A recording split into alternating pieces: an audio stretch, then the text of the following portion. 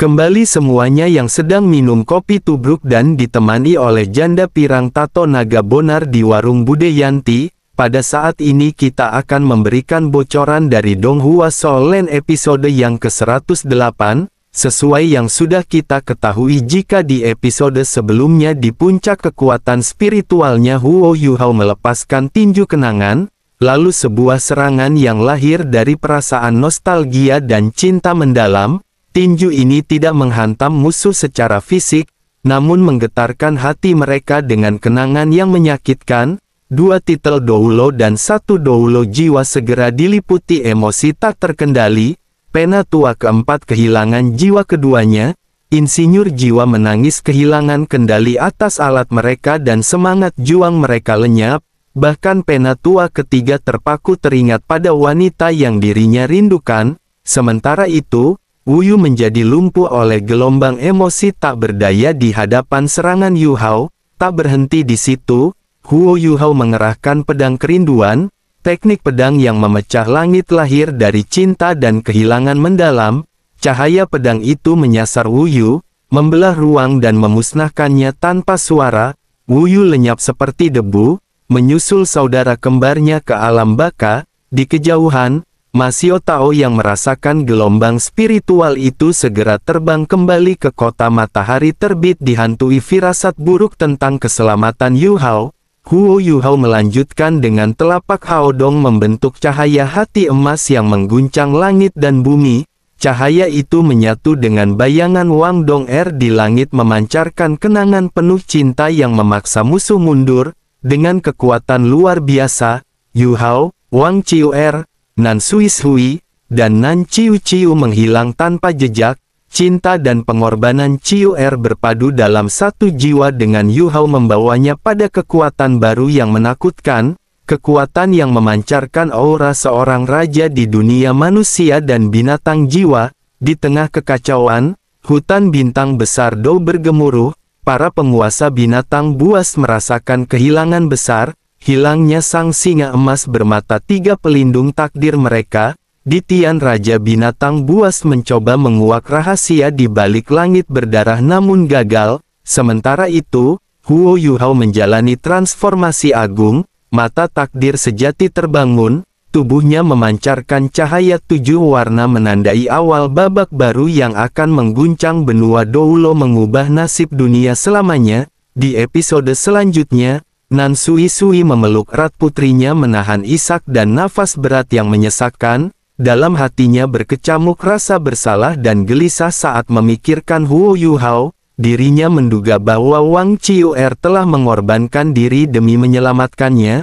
Meski tak tahu persis apa yang terjadi, dirinya merasa pengorbanan sebesar itu terlalu mulia untuk dibalas. Huo Yuhao telah menyelamatkan bukan hanya dirinya, tetapi juga seluruh sekte. Dan kini mereka berhutang budi yang tidak bisa terukur pada pemuda itu. Sementara itu, Masio Tao terhempas ke dalam kegelisahan saat mendengar kabar bahwa Yuhao membakar laut spiritualnya demi melarikan diri. Sebagai murid Akademi Shrek, dirinya tahu betapa fatal tindakan itu. Amarah dan rasa putus asa meledak dalam dirinya.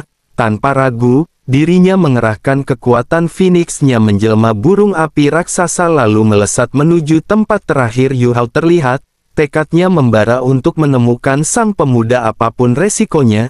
Di pelabuhan kota Xioi, kapal pengangkut besar mulai dipenuhi para sandera yang diselamatkan. Susansi, Hei Cheito, dan yang lain memimpin para korban yang lemah akibat siksaan.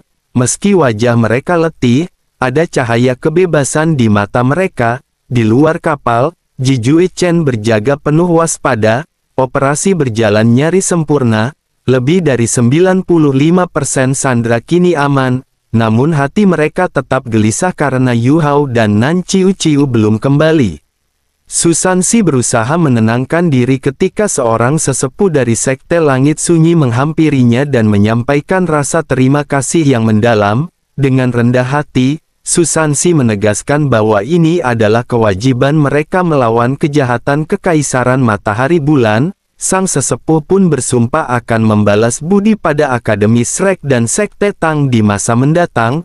Waktu terus berjalan dan akhirnya Susansi memerintahkan kapal berlayar meski hati mereka berat karena Yu Hao belum muncul. Di seberang lautan mereka mulai meninggalkan wilayah musuh berharap dapat segera bersatu kembali dengan sahabat mereka yang hilang. Di Istana Kekaisaran Matahari Bulan, Su Tianran naik pitam saat mendengar kabar Sandra telah lolos. Kemarahannya mengguncang seluruh istana. Dirinya menyalahkan para komandan dan merasa harga dirinya sebagai kaisar diinjak-injak. Para komandan termasuk pimpinan legiun tiran bermata iblis hanya bisa menunduk menanggung amarah sang kaisar. Juzi yang berada di sisinya pun terkejut mendengar nama Huo Yu Hao. Ingatan akan pemuda yang pernah duduk di kursi roda dan menciptakan keajaiban saat turnamen kembali membayang. Perasaannya bercampur antara bangga dan cemas. Yu Hao kini menjadi ancaman nyata bagi kekaisaran. Kemurkaan Su Tianran makin membara ketika menyadari para sandera yang dikira mati di lembah Gunung Barat justru berhasil diselamatkan. Namun dirinya tetap menahan diri untuk tidak menghukum para komandannya secara sembrono.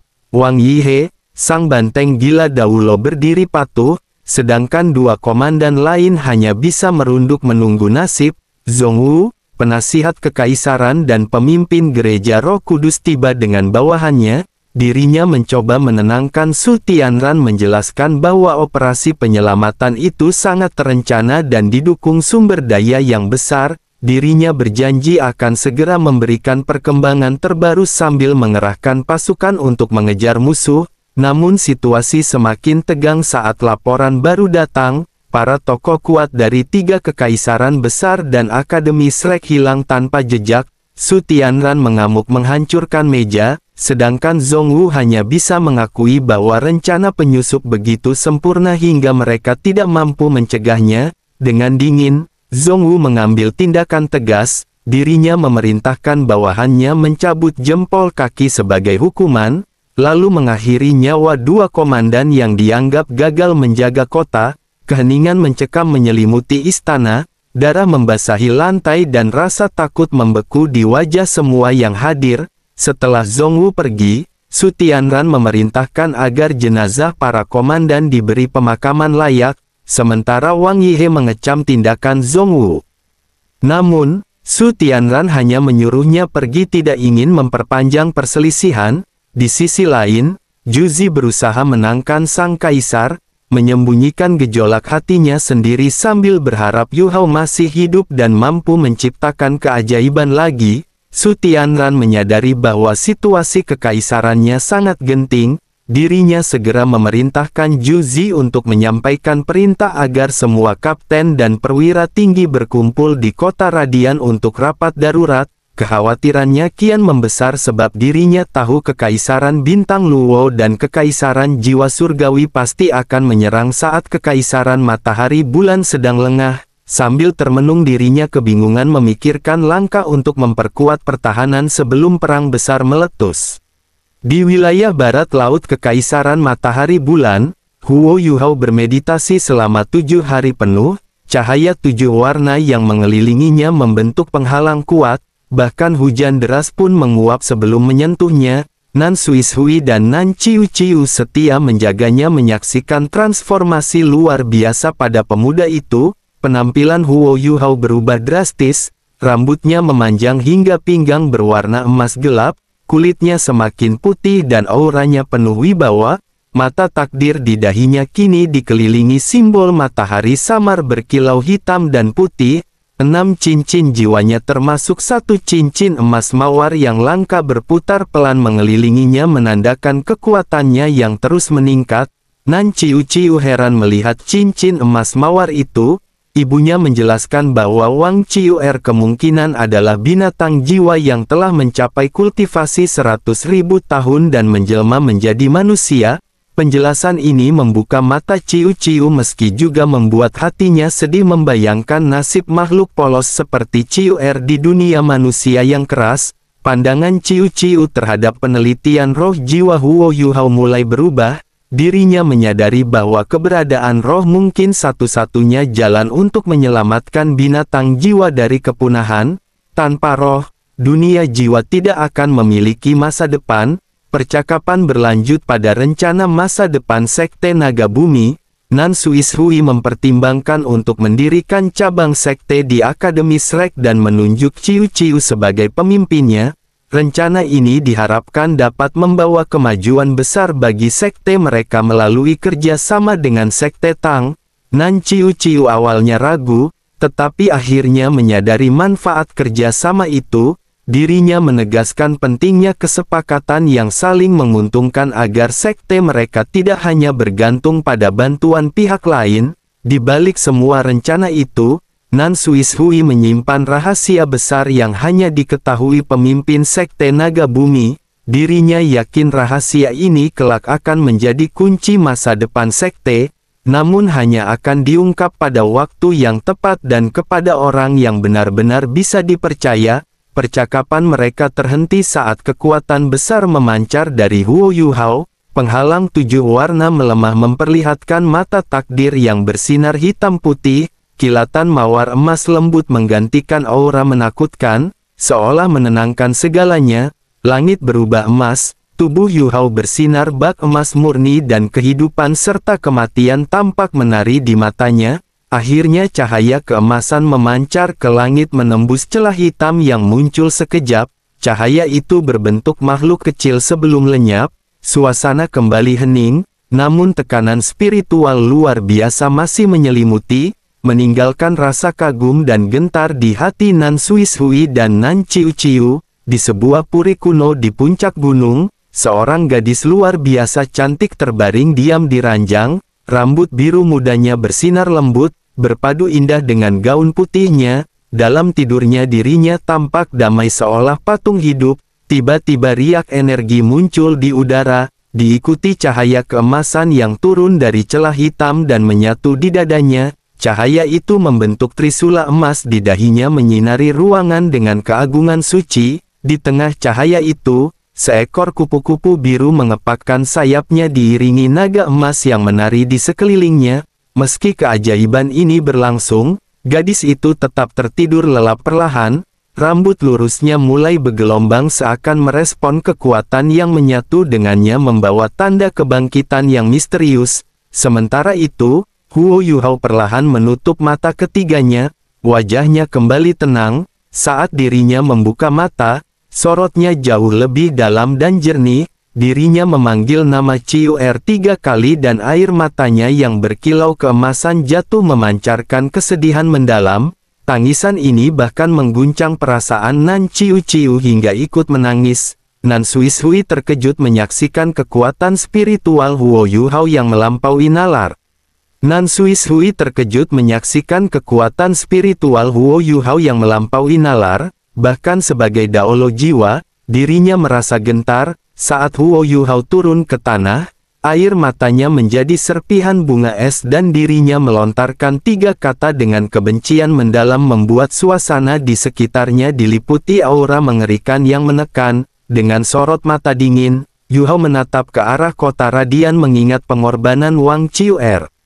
Saat berbicara pada Suishui dan Ciu Ciu suaranya datar tanpa emosi, dirinya berterima kasih atas perlindungan mereka. Namun jelas terlihat betapa berat beban yang dirinya tanggung. Suishui dengan bijak tidak berkata banyak, hanya menanyakan kemana tujuan Yuhao selanjutnya. Yuhao menyebut bahwa sebelum ke Sekte Tang dirinya harus ke satu tempat.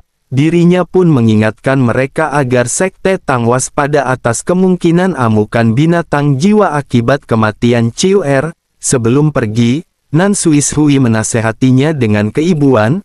Tatapannya menggugah Yuhao hampir membuatnya memanggil ibu, namun, dirinya hanya mengangguk lalu terbang menjauh. Dalam perjalanan di langit, Yuhao memikirkan kata-kata terakhir Ciuer, kekuatan tulang jiwa dan cincin jiwa Ciuer kini menjadi bagian dari dirinya. Meski lebih kuat, hatinya hancur oleh kehilangan, dirinya bertekad tidak akan menyia-nyiakan pengorbanan Ciuer. Demi Ciuer dan Dong-er, dirinya harus hidup kuat dan melindungi segalanya. Yuhao terbang menuju hutan iblis jahat untuk mencari cincin jiwa ketujuh. Dalam perjalanan, dirinya memanggil cacing langit untuk mendiskusikan langkah menghadapi tiran bermata iblis. Kini dengan kekuatan barunya, Yu Hao siap menghadapi binatang jiwa kuat itu. Dirinya tahu inilah satu-satunya jalan untuk menyelesaikan misinya. Saat tiba di hutan, dirinya mengandalkan deteksi spiritualnya untuk menghindari pertempuran sia-sia. Bersama permaisuri es yang dirinya panggil, mereka menekan makhluk-makhluk lemah agar menjauh. Dengan hati-hati, mereka masuk ke dalam inti hutan. Di dalam hutan iblis jahat, Huo Yu Hao berhadapan dengan makhluk buas yang membuatnya ragu. Seekor naga pemangsa atau naga tiran kecil, meski tubuhnya tidak sebesar naga tiran sejati, kekuatan dan bahayanya luar biasa. Makhluk ini dikenal dengan kemampuan pemangsa langit dan bumi, teknik melahap energi di sekitarnya untuk berevolusi. Sifat haus darahnya menjadikannya momok bagi semua makhluk termasuk sesamanya. Naga pemangsa yang ada di hadapan Yu Hao terlihat besar dengan sisik berkilau, namun tubuhnya penuh luka dan tampak ketakutan. Rupanya dirinya sedang diburu oleh makhluk lain. Benar saja, dari kejauhan meluncur sinar merah membakar yang menghanguskan apapun di jalurnya. Sang naga berusaha bertahan dengan perisai energi, namun sinar itu menembus dan melukai punggungnya membuatnya meraung kesakitan. Merasa terdesak, naga pemangsa melancarkan serangan pemangsa langit dan bumi. Dalam sekejap, area sekitar berubah menjadi kegelapan mencekam, melahap habis semua energi di sekitarnya. Huo Yu Hao yang berada tidak jauh terkena dampaknya, namun, pelindung spiritualnya menyelamatkannya dari serangan itu. Sayangnya penyamarannya terbongkar dan kini dirinya menjadi sasaran. Tiran jahat api, makhluk yang memburu sang naga muncul. Sosok menyerupai mata raksasa ini mengerikan dengan 6 tentakel yang mendukung tubuhnya. Dirinya adalah varian mata jahat dengan kekuatan gabungan api korosif dan spiritual. Kedua makhluk buas itu kini justru sepakat mengincar Yu Hao sebagai musuh bersama. Tiran jahat api memancarkan medan kekuatan spiritual yang mengguncang ruang sekitarnya. Sementara naga pemangsa menyiapkan serangan lagi, tapi Yu Hao tetap tenang. Matanya berubah keemasan keunguan dan dengan syok rohaninya dirinya melumpuhkan keduanya. Naga pemangsa tewas dengan darah menyembur dari lubang-lubang kepalanya dan tiran jahat api hancur dalam ledakan dahsyat. Dua makhluk buas raksasa tumbang, namun Yu Hao hanya berdiri diam menolak mengambil cincin jiwa mereka. Bukan itu yang dirinya cari. Kekuatan spiritualnya kini menakjubkan, tetapi kesadaran muncul. Semakin kuat ia semakin sulit mendapatkan cincin jiwa yang cocok. Ini dilema baru baginya. Saat memeriksa sisa pertarungan, Yu Hao menemukan inti kristal tiran jahat api tempat jiwa makhluk itu bersembunyi. Ini membuka matanya bahwa mata jahat memang memiliki kemampuan spiritual hebat. Meski begitu, dirinya tahu tiran bermata iblis tidak akan muncul hanya karena satu kematian bawahannya. Memilih berhati-hati, Yu Hao segera menjauh dari inti hutan untuk menghindari resiko lebih besar. Dalam pikirannya, bayangan Wang Qiuer dan Wang Dong'er terus menemani. Namun, kemenangan barusan memberinya ketenangan sejenak dari duka yang mendalam. Di lautan rohaninya, dirinya menyaksikan perubahan besar. Kini ada pulau megah. Refleksi dari hatinya berbentuk kediaman adipati, rumah masa lalunya. Di sanalah entitas rohaninya berkumpul menjadi fondasi bagi masa depan kekuatan dan jiwanya. Kini di usia 18 tahun, lalu Yu Hao menatap jalan panjang di hadapannya dan dirinya sudah melangkah jauh dengan tekad baja. Tentu saja kini dirinya siap menghadapi rintangan berikutnya. Bahkan sorot matanya menunjukkan satu hal, dirinya takkan pernah berhenti hingga mencapai takdir yang telah menantinya di warung Bude Yanti.